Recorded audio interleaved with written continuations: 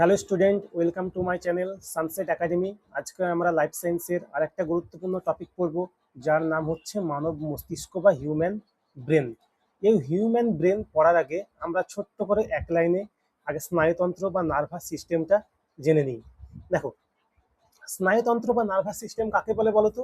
প্রাণীদেহের বিভিন্ন অঙ্গের সমন্বয়ে গঠিত যে তন্ত্র পার্থিব পরিবেশের সঙ্গে প্রাণীর যোগাযোগ রক্ষা করে এবং অভ্যন্তরীণ অঙ্গ প্রত্যঙ্গের মধ্যে সমন্বয় সাধন করে। অর্থাৎ আমরা তো মানুষ, আমাদের পরিবেশের সঙ্গে আমাদের মধ্যে যে যোগাযোগ রক্ষা করা এবং অভ্যন্তরীণ অঙ্গ প্রত্যঙ্গ সমন্বয় সাধন, অর্থাৎ আমাদের হাত পা মুভমেন্ট প্রভৃতি যে নিয়ন্ত্রণ করছে, সেটাই স্নায়ুতন্ত্র নামে পরিচিত। অর্থাৎ পরিবেশের সঙ্গে আমাদের যোগাযোগ রক্ষা করা এবং আমাদের বিভিন্ন যে মুভমেন্ট সেগুলো সমন্বয় সাধন করাই হলো স্নায়ুতন্ত্র। এই স্নায়ুতন্ত্রকে আমরা মূলত তিনটে ভাগে ভাগ করি। প্রথম ভাগটা গেল কেন্দ্রীয় স্নায়ুতন্ত্র, দ্বিতীয় ভাগ গেল প্রান্তীয় স্নায়ুতন্ত্র এবং তৃতীয় ভাগ গেল স্বয়ংক্রিয় স্নায়ুতন্ত্র। তাহলে স্নায়ুতন্ত্রকে মূলত আমরা কয়টা ভাগে ভাগ করি? তিনটে ভাগে ভাগ করি। প্রথম ভাগটা হচ্ছে কেন্দ্রীয় স্নায়ুতন্ত্র, দ্বিতীয় ভাগ হচ্ছে প্রান্তীয় স্নায়ুতন্ত্র, তৃতীয় ভাগ হচ্ছে স্বয়ংক্রিয় স্নায়ুতন্ত্র। দেখো, কেন্দ্রীয় স্নায়ুতন্ত্রকে আবার আমরা দুই ভাগে ভাগ করি, একটা হচ্ছে মস্তিষ্ক আর একটা হচ্ছে সুষুম্না কাণ্ড। তাহলে কেন্দ্রীয় স্নায়ুতন্ত্র আবার দুই ভাগে বিভক্ত, প্রথমটা হলো মস্তিষ্ক, দ্বিতীয়টা হলো সুষুম্না কাণ্ড। প্রান্তীয় স্নায়ুতন্ত্রকে আমরা আবার দুটো ভাগে ভাগ করি, একটা হচ্ছে করোটীয় স্নায়ু এবং একটা হচ্ছে সুষুম্নীয় স্নায়ু। এই করোটীয় স্নায়ুর সংখ্যা কত জোড়া বলো তো?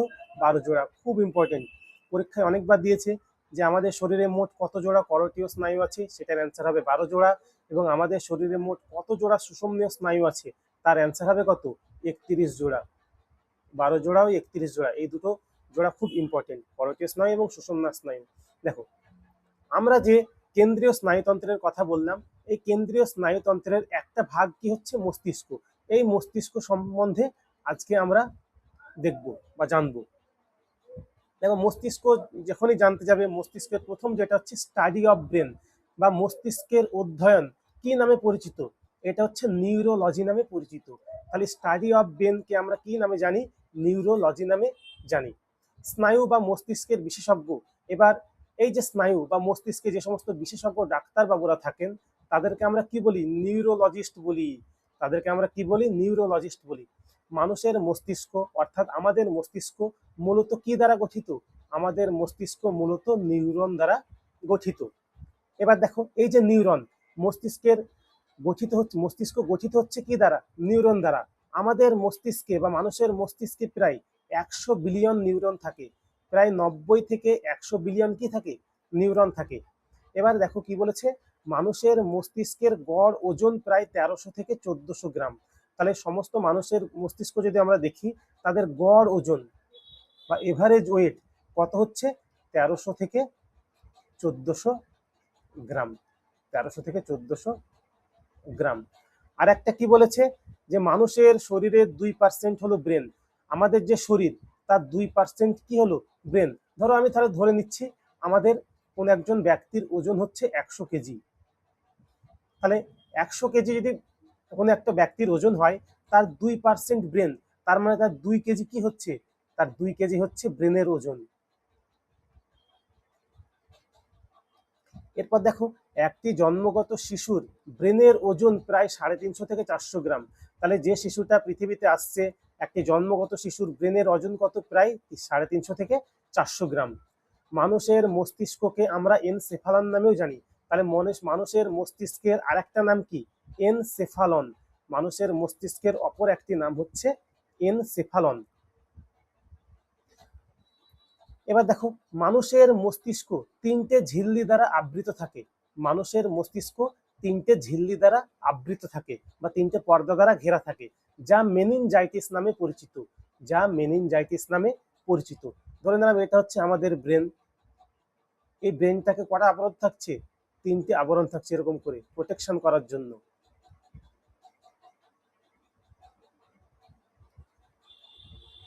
এর ভিতরটা হলো আমাদের ব্রেন। সব থেকে যে বাইরের আবরণ, সেইটাকে কি বলা হয়? ডিউরামিটার। মিডিলের আবরণীটাকে কি বলা হয়? এরিকনয়েড। এবং যে ভিতরের আবরণী থাকে, এটাকে বলা হয় পিয়ামিটার। তাহলে আমাদের মস্তিষ্ক তিনটে ঝিল্লি বা পর্দা দ্বারা ঘেরা থাকে, যে পর্দা কি নামে পরিচিত? মেনিনজাইটিস নামে পরিচিত। এই মেনিনজাইটিস তিন রকমের হয়, একটা ডিউরামিটার, একটা এরিকনয়েড, আর একটা হচ্ছে পিয়ামিটার। তাহলে মানুষের মস্তিষ্কের আবরণীকে কি বললাম? মেনিনজেস। এই মেনিনজেস থেকে এক ধরনের রোগ হয়, যে রোগটার নাম হলো মেনিনজাইটিস। তাহলে মনে রাখবে, মানুষের মস্তিষ্কের একটি রোগের নাম হচ্ছে মেনিনজাইটিস। মানুষের মস্তিষ্কের একটি রোগের নাম হচ্ছে মেনিনজাইটিস। আর একটা কি বললাম বলো? মানুষের মস্তিষ্ককে আমরা কি নামে জানি? এনসেফালন নামে জানি। মানুষের মস্তিষ্ককে আমরা কি নামে জানি? এনসেফালন নামে জানি। ওই এনসেফালন থেকে আর একটা রোগ সৃষ্টি হচ্ছে, যার নাম হচ্ছে এনসেফালাইটিস। আর এক ধরনের রোগ হচ্ছে যেটার নাম হচ্ছে এনসেফালাইটিস। এই যে দুই ধরনের রোগ, একটা হচ্ছে মেনিনজাইটিস আর একটা হচ্ছে এনসেফালাইটিস, এই রোগ দুটি হলো ব্যাকটেরিয়া ও ভাইরাস উভয় দ্বারাই হয়ে থাকে। তাহলে এই যে রোগ দুটি, এই রোগ দুটি ব্যাকটেরিয়া দ্বারাও হয়ে থাকে, আবার ভাইরাস দ্বারাও হয়ে থাকে। এই যে মানুষের মস্তিষ্ককে বা ব্রেন বলছি আমরা, এই মানুষের মস্তিষ্ককে ব্রেনকে আমরা তিন ভাগে ভাগ করি। একটা হলো অগ্র মস্তিষ্ক, যাকে ইংরেজিতে কি বলছে? Four brain. একটা হলো মধ্য মস্তিষ্ক বা মিড ব্রেন, আর একটা হলো পশ্চাৎ মস্তিষ্ক। তাহলে মানুষের মস্তিষ্ককে আমরা কয় ভাগে ভাগ করি? তিন ভাগে ভাগ করি। প্রথমটা বলছে অগ্র মস্তিষ্ক বা ফোর ব্রেন, মধ্য মস্তিষ্ক বা মিড ব্রেন, এবং পশ্চাৎ মস্তিষ্ক বা হিন্ড ব্রেন। অগ্র মস্তিষ্ক আবার তিন ভাগে বিভক্ত। প্রথম ভাগটা হলো দেখো, গুরু মস্তিষ্ক, যাকে কি বলা হয়? সেরিব্রাম। যাকে বলা হয় সেরিব্রাম। ভালো করে লক্ষ্য রাখবে, সেরিব্রাম। অপর আর একটা ভাগ কি? থ্যালামাস। আর একটা ভাগের নাম হচ্ছে হাইপোথ্যালামাস। তাহলে অগ্র মস্তিষ্ক মূলত তিন ভাগে বিভক্ত। একটা হচ্ছে গুরু মস্তিষ্ক, যাকে ইংরেজিতে বলে সেরিব্রাম, থ্যালামাস এবং হাইপোথ্যালামাস। মধ্য মস্তিষ্ক একটা ভাগে বিভক্ত মূলত, যাকে বলা হচ্ছে অপটিক লোব। যাকে কি বলা হচ্ছে? Optic lobe. আর পশ্চাৎ মস্তিষ্ক বা হিন্ড ব্রেনকে আমরা মূলত তিনটে ভাগে ভাগ করি। একটা হচ্ছে লঘু মস্তিষ্ক বা সেরিবেলাম। এখানে কি পড়লাম? সেরিব্রাম, বয়রাফলা আকার ম। আর এখানে কি? বেলাম, বয়েকার লয়াকার ম। স্পেলিং দুটো খুব ভালোভাবে লক্ষ্য করবে, এমসিকিউ করার সময় আমাদের এগুলো কাজে লাগবে। দুই নম্বর কি হচ্ছে বলো? লঘু মস্তিষ্ক গেল প্রথম, দ্বিতীয় গেল পন্স ভারলি, তিন নম্বর গেল হচ্ছে মেডুলা অবলাঙ্গাটা। এবার প্রত্যেকটা ভাগ সম্পর্কে আমরা কি ডিটেলসে পড়বো। তাহলে প্রথম ভাগ যেটা গেল আমাদের কি? গুরু মস্তিষ্ক। এই গুরু মস্তিষ্ক বা সেরিব্রাম সম্পর্কে আমরা ডিটেলসে পড়ি। তাহলে গুরু মস্তিষ্ক কি বলেছে? গুরু মস্তিষ্ক বা সেরিব্রাম হলো মানুষের মস্তিষ্কের সব থেকে বড় অংশ। মানুষের মস্তিষ্কের সব থেকে বড় অংশ, largest part of our brain. তাহলে মানুষের মস্তিষ্কের সব থেকে বড় অংশের নাম হচ্ছে কি? গুরু মস্তিষ্ক। এরপর কি বলেছে? এটি মস্তিষ্কের প্রায় 80% স্থান দখল করে রাখে। এটি মস্তিষ্কের কত পার্সেন্ট স্থান দখল করে রাখে? 80%। অর্থাৎ 100% যদি আমাদের ব্রেন হয়, তার 80% হচ্ছে আমাদের গুরু মস্তিষ্ক। দেখো, এই যে সেরিব্রাম বা গুরু মস্তিষ্ক দুটো ভাগে বিভক্ত। তাহলে আমরা যদি ছবি আঁকি একটা ব্রেনের, এই গুরু মস্তিষ্ক মূলত কটা ভাগে বিভক্ত? দুটো ভাগে বিভক্ত, যা সেরিব্রাল হেমিস্ফিয়ার নামে পরিচিত। এই যে দুটো ভাগ, এই দুটো ভাগ কি নামে পরিচিত? সেরিব্রাল হেমিস্ফিয়ার নামে পরিচিত। আর এই সেরিব্রাল হেমিস্ফিয়ার দুটো, আর এই যে সেরিব্রাল হেমিস্ফিয়ার আছে, এই দুটো একে অপরের সঙ্গে একটা টিস্যু বা কলা দ্বারা যুক্ত থাকে। এই যে এই জায়গাটা দেখছো, একটা টিস্যু বা কলা দ্বারা কি থাকছে? যুক্ত থাকছে। যাকে আমরা কি বলি? সেই টিস্যু বা কলাটাকে বলা হয় কর্পাস কেলোসাম। কর্পাস কেলোসাম। প্রচুরবার পরীক্ষায় এসেছে, জিনিসগুলো তোমাদেরকে জানতে হবে। তাহলে গুরু মস্তিষ্ক থেকে আমরা কি জানলাম বলো? এটা হচ্ছে মানব মস্তিষ্কের সব থেকে বড় অংশ। মস্তিষ্কের সব থেকে বড় অংশ হচ্ছে গুরু মস্তিষ্ক। মস্তিষ্কের প্রায় 80% স্থান দখল করে থাকে। এই গুরু মস্তিষ্ক দুটো ভাগে বিভক্ত, যা সেরিব্রাল হেমিস্ফিয়ার নামে পরিচিত। আর এই সেরিব্রাল হেমিস্ফিয়ার দুটো একে অপরের সঙ্গে একটা কলা বা টিস্যু দ্বারা যুক্ত থাকে। সেই কলা বা টিস্যুটার নাম হলো কর্পাস কেলোসাম। কর্পাস কেলোসাম। এবার আমরা পরের ভাগে আসি। তার আগে, পরের ভাগে আসার আগে গুরু মস্তিষ্কের প্রধান কাজগুলো আমরা দেখে নিই। দেখো, গুরু মস্তিষ্কের যে প্রধান কাজ হচ্ছে ঐচ্ছিক ক্রিয়াকে নিয়ন্ত্রণ করা। ঐচ্ছিক ক্রিয়াকে নিয়ন্ত্রণ করা। তাহলে ঐচ্ছিক ক্রিয়া বলতে কি? প্রথমে লার্নিং, শেখা, memory, intelligence, emotions, personality, reasoning, judgement, এই যে সমস্ত ঐচ্ছিক ক্রিয়াগুলো আছে, এই ক্রিয়াগুলোকে নিয়ন্ত্রণ করে হচ্ছে আমাদের গুরু মস্তিষ্ক বা সেরিব্রাম। তাহলে কি বললাম, গুরু মস্তিষ্কের প্রধান কাজ হচ্ছে আমাদের দেহের ঐচ্ছিক ক্রিয়াগুলোকে নিয়ন্ত্রণ করা। ঐচ্ছিক ক্রিয়া বলতে কি, learning, memory, ইন্টেলিজেন্সি, emotion, personality, reasoning এবং জাজমেন্ট, এছাড়াও অনেক কিছু আছে। এর পরের ভাগ দেখো, এর পরের ভাগ হচ্ছে থ্যালামাস। তাহলে অগ্র মস্তিষ্ক বা ফোর ব্রেনের আর একটা ভাগ হচ্ছে থ্যালামাস। এই থ্যালামাসের প্রধান কাজ হলো আমাদের শরীরের তাপ, চাপ, বেদনা, দর্শন প্রভৃতি উদ্দীপনা নিয়ন্ত্রণ করা। অর্থাৎ বাইরে থেকে যে তাপ পড়ছে, চাপ পড়ছে, বেদনা, দর্শন প্রভৃতিকে নিয়ন্ত্রণ করা কার কাজ? থ্যালামাসের কাজ। তাহলে বাহ্যিক যে সমস্ত তাপ, আবারও বলছি, বাইরের বা বাহ্যিক তাপ, চাপ, বেদনা এবং দর্শনকে নিয়ন্ত্রণ করা হচ্ছে থ্যালামাসের প্রধান কাজ। আমরা আরেকটা ভাগ যাই, তার পরের ভাগ কি হচ্ছে? হাইপোথ্যালামাস। আর একটা ভাগ কি হচ্ছে? হাইপোথ্যালামাস। এটি মাস্টার অফ মাস্টার গ্ল্যান্ড নামে পরিচিত, অর্থাৎ প্রভু গ্রন্থির প্রভু নামে পরিচিত। তাহলে প্রভু গ্রন্থি কাকে বলা হয়? প্রভু গ্রন্থি বলা হয় পিটুইটারি গ্রন্থিকে। প্রভু গ্রন্থি বলা হয় পিটুইটারি গ্রন্থিকে। সেই পিটুইটারি গ্রন্থির মাস্টার অফ মাস্টার নামে পরিচিত, অর্থাৎ প্রভু গ্রন্থির প্রভু নামে পরিচিত। দেখো, থ্যালামাসের কাজ কি বললাম বলতো? বাইরের তাপ, চাপ, বেদনা, দর্শনকে নিয়ন্ত্রণ করা। আর হাইপোথ্যালামাসের কাজ কি হচ্ছে? দেহের অভ্যন্তরে, দেহের অভ্যন্তরে যে সমস্ত তাপমাত্রা, খাদ্য গ্রহণ, দেহের জলের ভারসাম্য, হরমোন ক্ষরণ, জৈব ছন্দ নিয়ন্ত্রণ প্রভৃতিকে নিয়ন্ত্রণ করা। তাহলে থ্যালামাসের কাজ হচ্ছে বাইরের তাপকে নিয়ন্ত্রণ করা, বাইরের চাপকে নিয়ন্ত্রণ করা। আর হাইপোথ্যালামাসের কাজ হচ্ছে দেহের ভিতরে তাপ, চাপ, খাদ্য গ্রহণ, দেহের জলের ভারসাম্য প্রভৃতিকে নিয়ন্ত্রণ করা, হরমোন ক্ষরণকে নিয়ন্ত্রণ করা, জৈব ছন্দ নিয়ন্ত্রণ করতে সাহায্য করা। এবার আসবো আমাদের মিড ব্রেন বা মধ্য মস্তিষ্ক। মিড ব্রেন বা মধ্য মস্তিষ্কের একটা ভাগের নাম কি হচ্ছে? Optic lobe. মধ্য মস্তিষ্ক বা মিড ব্রেনের একটা ভাগের নাম হচ্ছে অপটিক লোব। এই অপটিক লোব মূলত চারটে লোব দ্বারা গঠিত। তাহলে চারটে লোব যদি বলি, এরকম হচ্ছে চারটে লোব দ্বারা গঠিত। এদেরকে একত্রে, এই যে চারটে লোব বা লোব আছে, এই চারটে লোবকে একত্রে কি বলা হয় বলতো? কর্পোরা কোয়াড্রিজেমিনা। কর্পোরা কোয়াড্রিজেমিনা। এই অপটিক লোব যেটা আছে, সেটার প্রধান কাজ, এটা এই লাইনটা হচ্ছে বেশি ইম্পর্টেন্ট, এটাই মানুষের দৃষ্টি সংক্রান্ত ও শ্রবণ সংক্রান্ত ক্ষমতাকে নিয়ন্ত্রণ করে। তাহলে প্রশ্ন আসে, মস্তিষ্কের কোন অংশ মানুষের দৃষ্টি সংক্রান্ত ও শ্রবণ সংক্রান্ত ক্ষমতাকে নিয়ন্ত্রণ করে? তাহলে কি হবে? Mid brain. আর মিড ব্রেন যদি অপশনে না থাকে তাহলে কি হবে? Optic lobe. তাহলে মিড ব্রেন অথবা অপটিক লোব, এই দুটোর মধ্যে যে কোনো একটা অ্যান্সার করবে। এর পরের ভাগ করছি আমরা পশ্চাৎ মস্তিষ্ক বা হিন্ড ব্রেন। পশ্চাৎ মস্তিষ্ক বা হিন্ড ব্রেন। দেখো, পশ্চাৎ মস্তিষ্কের বা হিন্ড ব্রেনের আর একটা ভাগ হচ্ছে লঘু মস্তিষ্ক। এর ইংলিশ নাম কি? সেরিবেলাম। এর ইংলিশ নাম হচ্ছে সেরিবেলাম। এটা মস্তিষ্কের দ্বিতীয় বৃহত্তম অংশ। তাহলে সব থেকে বৃহত্তম অংশ কি বলেছিলাম? বৃহত্তম অংশ হচ্ছে সেরিব্রাম।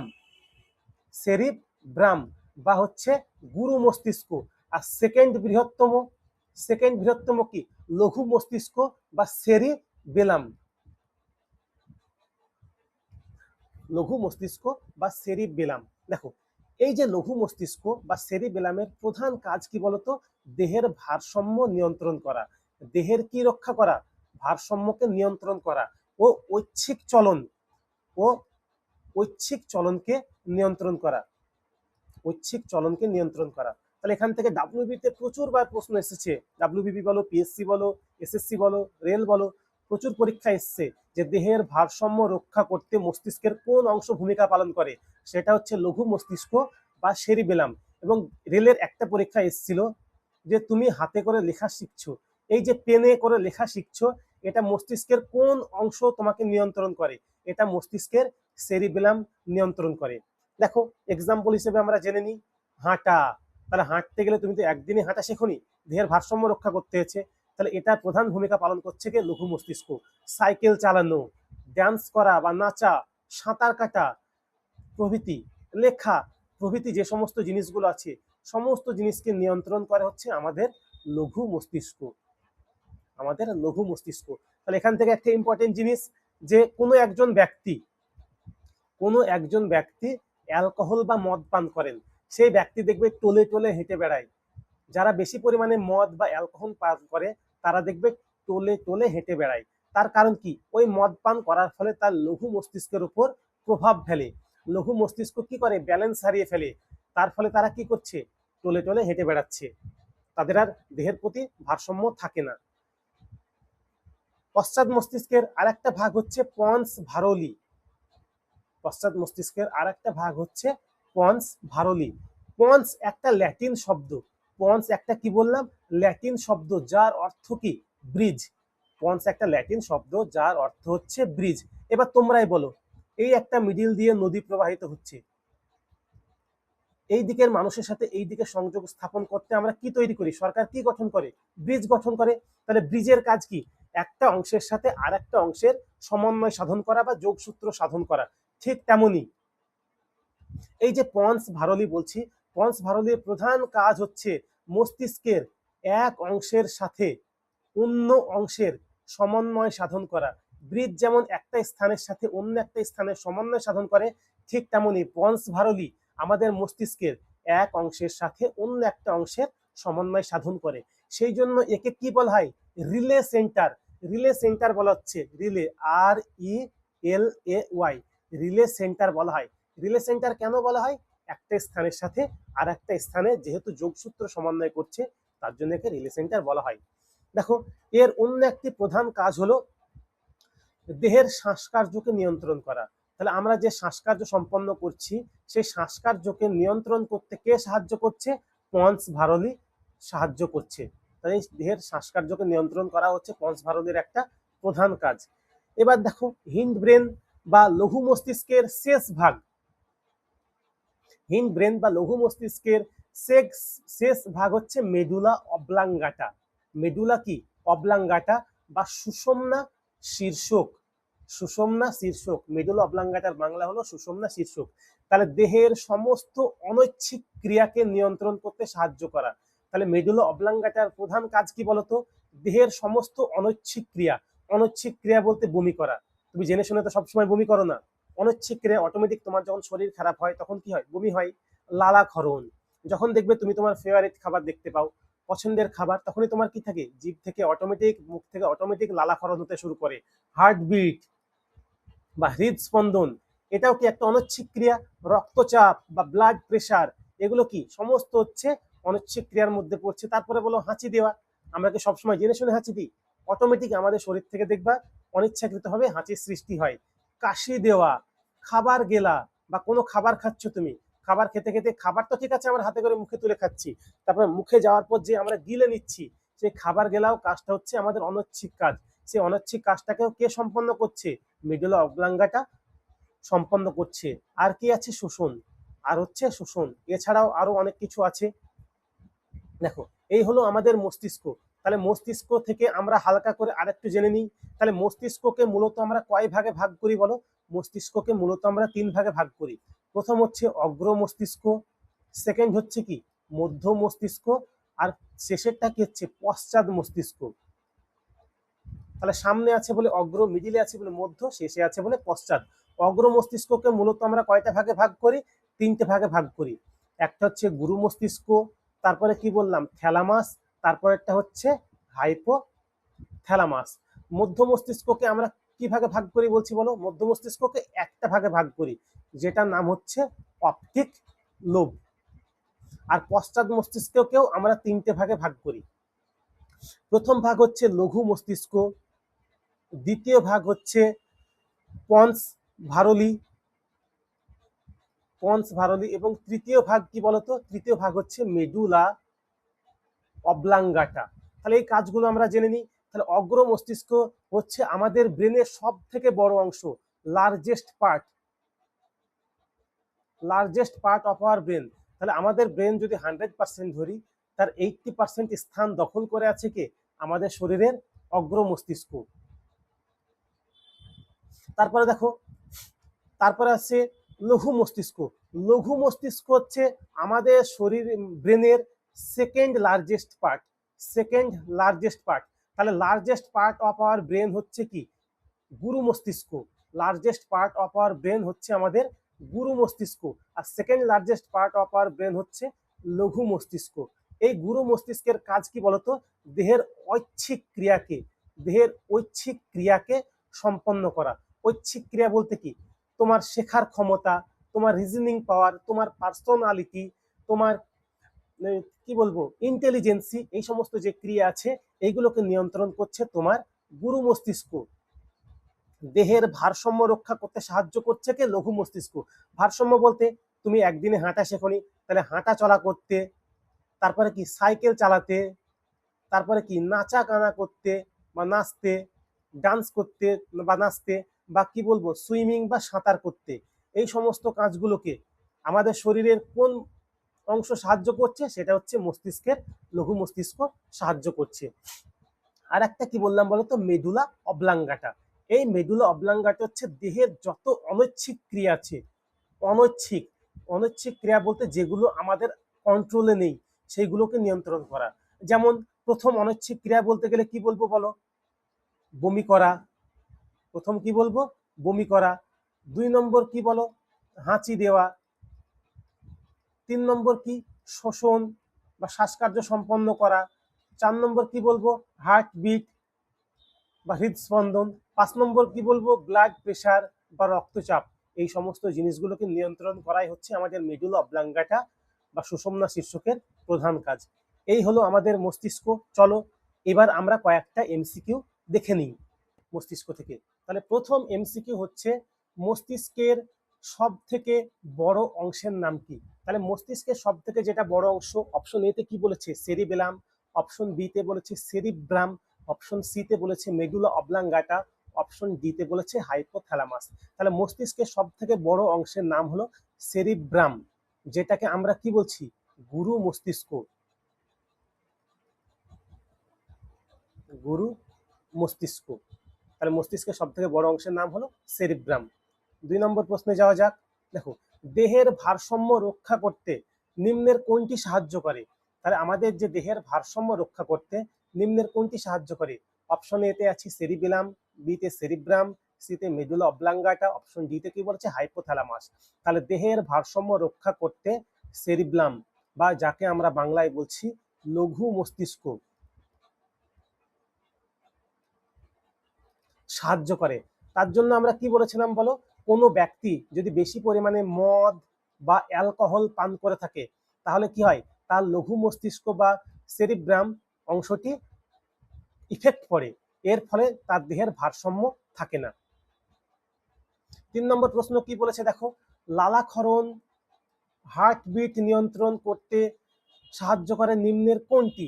লালাক্ষরণ বা হার্টবিট, এগুলো দেখো আমাদের অনৈচ্ছিক ক্রিয়া, আমরা কিন্তু ইচ্ছা করে করি না। তুমি কি করে হার্টবিট নিজের ইচ্ছা মতো বন্ধ করবে বা চালু করবে? এগুলো হচ্ছে কি আমাদের শরীরের অনৈচ্ছিক ক্রিয়া। আর অনৈচ্ছিক ক্রিয়া একটু আগেই বললাম, অনৈচ্ছিক ক্রিয়া সম্পন্ন করতে যেটা সাহায্য করে সেটা হচ্ছে মেডুলা অবলাঙ্গাটা। তাহলে মেডুলা অবলাঙ্গাটা কোন অপশনে আছে? আমাদের অপশন সি তে আছে মেডুলা অবলাঙ্গাটা। সেরিব্রাম, সেরিব্রাম বা গুরু মস্তিষ্ক কি করে বলেছিলাম বলো? গুরু মস্তিষ্ক বা সেরিব্রাম করেছিল আমাদের ঐচ্ছিক ক্রিয়া, যেমন লার্নিং, ইন্টেলিজেন্সি, তারপরে হচ্ছে রিজনিং, মেমোরি, এই সমস্ত যে সমস্ত ঐচ্ছিক ক্রিয়া আছে সেগুলোকে নিয়ন্ত্রণ করতে সাহায্য করে। আর সেরিবেলাম বা লঘু মস্তিষ্ক এটা কি করে? একটু আগে পড়লাম, দেহের ভারসাম্য রক্ষা করতে সাহায্য করে। দেহের ভারসাম্য রক্ষা করতে সাহায্য করে, সেটা হচ্ছে সেরিবেলাম বা লঘু মস্তিষ্ক। পরের প্রশ্ন, মেনিনজাইটিস, মেনিনজাইটিস রোগটি নিম্নের কোন অঙ্গে হয়ে থাকে? তাহলে আমরা একটু আগে কি পড়লাম? মানুষের মস্তিষ্কের আবরণী কি নামে পরিচিত? মেনিনজিস নামে পরিচিত। তাহলে মস্তিষ্কের আবরণীকে আমরা কি বলি? মেনিনজেস বলি। তাহলে মস্তিষ্কের আবরণী যদি মেনিনজেস হয়, অবশ্যই তাহলে মেনিনজাইটিস রোগটি কার সঙ্গে যুক্ত থাকবে? মস্তিষ্কের সঙ্গে যুক্ত থাকবে। তাহলে মস্তিষ্ক কোন অপশনে আছে? অপশন এ তে আছে মস্তিষ্ক। পরের প্রশ্ন, 5 নম্বর প্রশ্ন কি বলেছে? মস্তিষ্কের দ্বিতীয় বৃহত্তম অংশের নাম কি? মস্তিষ্কের দ্বিতীয় বৃহত্তম অংশের নাম, তাহলে প্রথম বা ফার্স্ট লার্জেস্ট, প্রথম বৃহত্তম কোনটা বলেছিলাম বলো? সেরিব্রাম বা গুরু মস্তিষ্ক।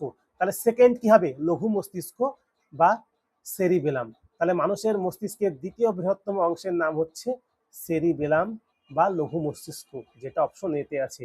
আজকে লাস্ট প্রশ্ন, বুদ্ধিমত্তা, ধারণ ক্ষমতা, শেখার ক্ষমতা প্রভৃতি মস্তিষ্কের কোন অঙ্গ দ্বারা নিয়ন্ত্রিত হয়ে থাকে? দেখো, তাহলে বুদ্ধিমত্তা, ধারণ ক্ষমতা, শেখার ক্ষমতা, তুমি ইচ্ছা করবে তবেই তো তুমি জিনিসটা শিখতে পারবে। তোমার যদি শেখার ইচ্ছা না থাকে তোমাকে কেউ শেখাতে পারবে না। তাহলে এই সমস্তগুলো কি? ঐচ্ছিক ক্রিয়া। ঐচ্ছিক ক্রিয়া।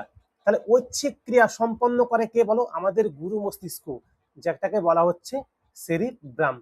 তাহলে গুরু মস্তিষ্ক বা সেরিব্রামের প্রধান কাজ হচ্ছে কি? বুদ্ধিমত্তা, ধারণ ক্ষমতা, শেখার ক্ষমতা প্রভৃতিকে নিয়ন্ত্রণ করা। তাহলে এই হলো আজকের আমার ক্লাস। আজকে হিউম্যান ব্রেন বা মানব মস্তিষ্ক শেষ করা হলো। Thank you.